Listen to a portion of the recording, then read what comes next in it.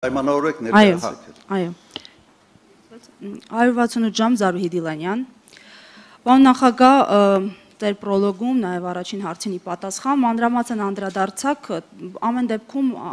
հարցադրումներ մնացին հենց այս օգոստոսի 8-ի փաստաթղթի լույսի ներքո, ինչպես է գնահատում նոյեմբերի 9-ի փաստաթուղթը,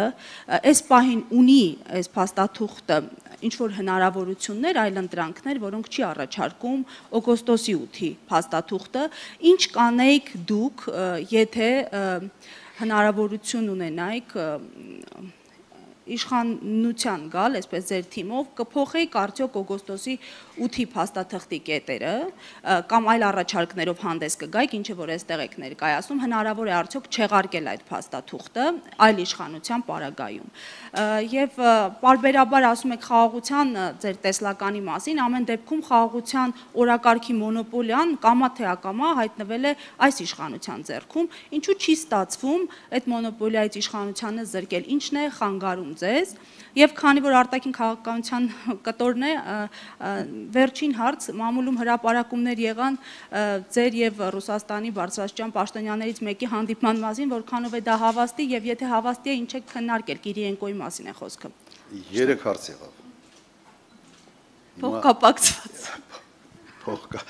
Չնկատեցի փոխկապվածությունը անկեղծ ասած, նայեք։ Հիմա հիմնական հարցը ես հասկանում եմ, ինչ պետք է անել կամ ինչ դուք կանեիք։ Նայեք, նոյեմբերի 9-ի փաստաթուղթը, եթե համեմատենք այս ամեն ինչի հետ,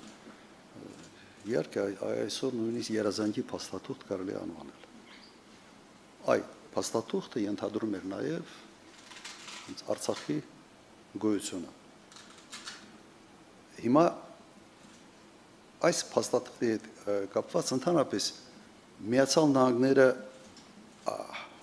այն երկիրը չի, որի հետ կարելի է ստորագրել մի փաստաթուղթ, հետո 1 ամիս, 2 ամիս հետո կամ 6 ամիս հետո չեղարկել, ասել չենք ընդունում եւ այլն։ Բավական դժվար է։ Չի նշանակում, որ Միացյալ Նահանգները ինչ ասի պետք է անես։ Ոչ, Միացյալ Նահանգները կտրուկ դեմ էին Իրան-Հայաստան գազամուխի կառուցմանը, բայց մենք կառուցեցինք։ Մի քանի պատվիրակություն հատուկ եկել էին Հայաստան, նշելու համար, ինձ հասցնելու համար այն հանգամանքը, որ իրենք դեմ են, կառուցել ենք եւ պահպանել ենք Միացյալ Նահանգների հետ լավ հարաբերություններ, նույնիսկ հազարամյակների ծրագրի մեջ ներառված էր Հայաստանը։ Եվ ավելի ճիշտ ձևը, դիվանագիտական ձևը, ոչ թե ասել մենք սա չենք ընդունում, փորձել ես դրա մասին ասացի, պրոյեկտը մեծացնել, ցույց տալ Միացյալ Նահանգների հետաքրքրությունը ավելի մեծ պրոյեկտի մեջ։ Այնպիսի պրոյեկտի մեջ, որտեղ ներառված են նաև մեր շահերը եւ որտեղ նվազում են ռիսկերը Միացյալ Նահանգների հետ կապված։ Որովհետեւ կարող է իսկապես ստեղծվել մի վիճակ, երբ օրինակ երասխի կտորը չի կառուցվում դեպի երասխ, դեպի Հայաստանի սահման Ադրբեջանի կողմից եւ Միացյալ Նահանգները որևէ լծակ չունի պարտադրելու, որովհետեւ պայմանագրերով դա ֆիքսված չի։ Գիտեք ինչ ասելու Տրամպը այդ դեպքում։ Եթե այն հեռախոսով, որի մասին ուշում էին, օրինակ զանգեն WhatsApp-ով եւ ասեն, բասենցա, ալիևը չի անում, Տրամպը ասելու է, հիասթափված եմ ալիևից։ Սրանով վերջանալու է, որովհետեւ այլ մեխանիզմներ այդ փաստաթղթի մեջ ոչինչ չկա։ Դրա համար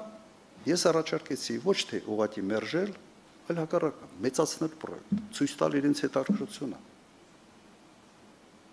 Թողնել անունը, եթե մենք ենք կառուցում։ Ասել սա Տրամպի ուղին է, շնորհակալ ենք Միացյալ Նահանգների